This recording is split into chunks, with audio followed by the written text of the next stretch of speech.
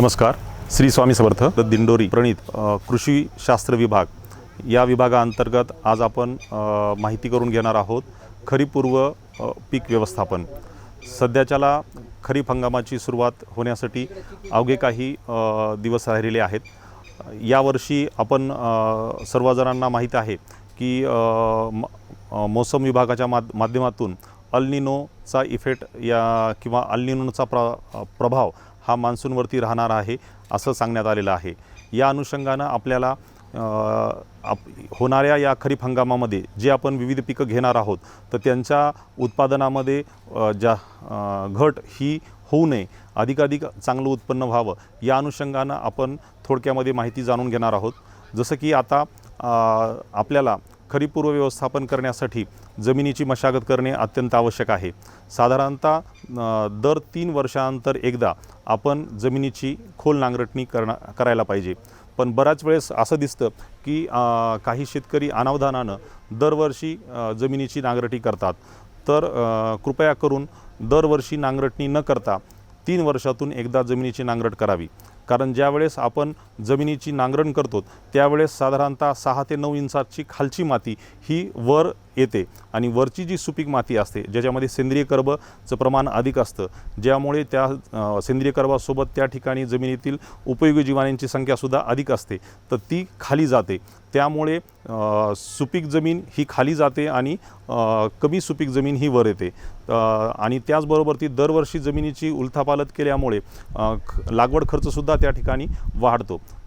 त्यामुळं विद्यापीठाची किंवा शास्त्रीयदृष्ट्या विचार जर केला तर 3 वर्षातून एकदा जमिनीची नांगरट करावी.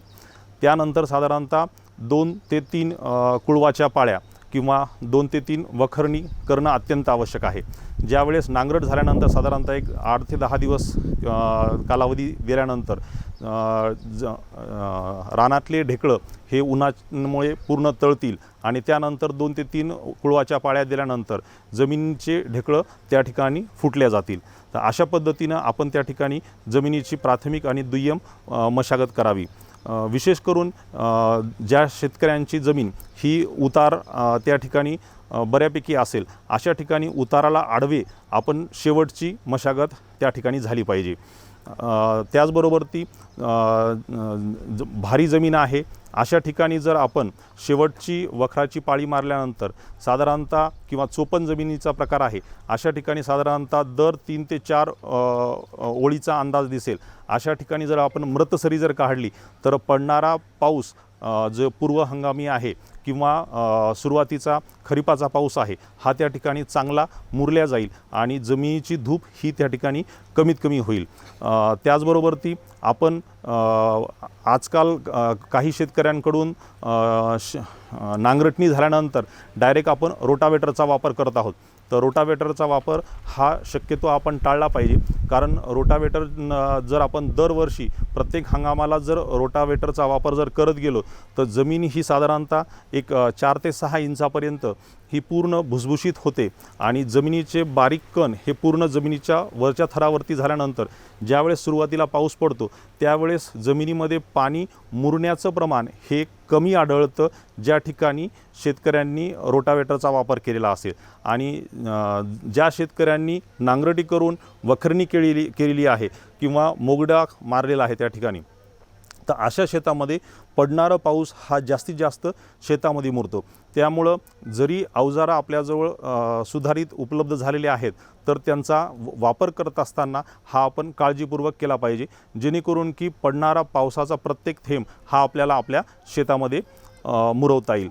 तर या अशा पद्धतीने आपल्याला सद्य परिस्थितीमध्ये जमिनीची प्राथमिक आणि दुय्यम मशागत करून पीक पेरणी योग्य करायचे.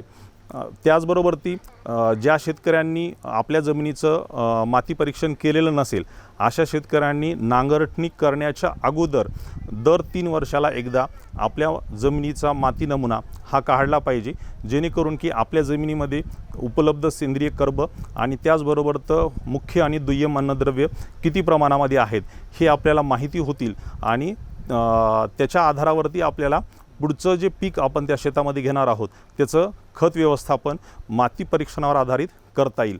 पण काळजी एक घ्यायची आहे की माती नमुना हा तेव्हाच काढायचा आहे ज्यावेळेस मागच्या हंगामातील पीक काढणी झाली आणि पुढच्या हंगामासाठी रान तयार करण्याच्या अगोदर, जमिनीची उलथापालथ होण्याच्या अगोदर आपल्याला मातीचा नमुना काढायचा आहे.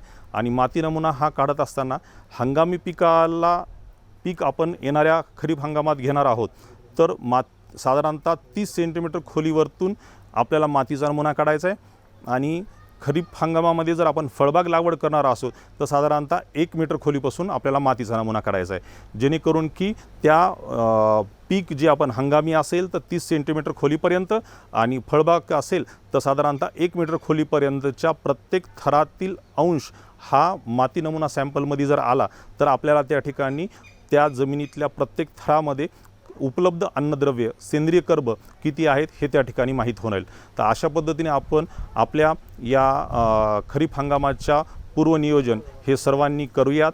आणि आपल्या येणाऱ्या पाऊसमान जो आता अवकाळी असेल किंवा खरीप पूर्व असेल तर त्याचं अधिकाधिक पाणी हे आपल्या शेतामध्ये कसं मुरेल या अनुषंगानं हे व्यवस्थापन करूयात. धन्यवाद.